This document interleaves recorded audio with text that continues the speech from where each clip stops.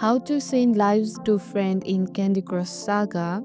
Jump into the game. It's time to share the love and send some sweet lives.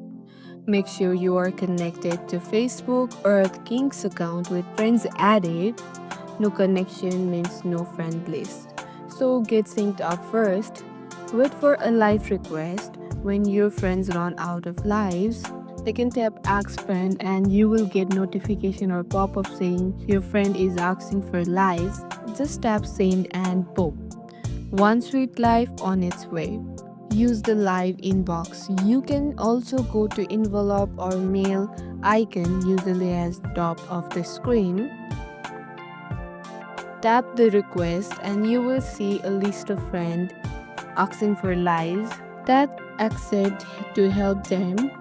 Sending lives does not cost you anything, and sometimes the game even rewards you for it.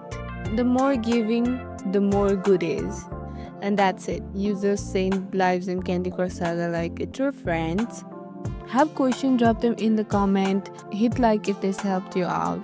And subscribe for more sweet mobile tips. See you in the next one.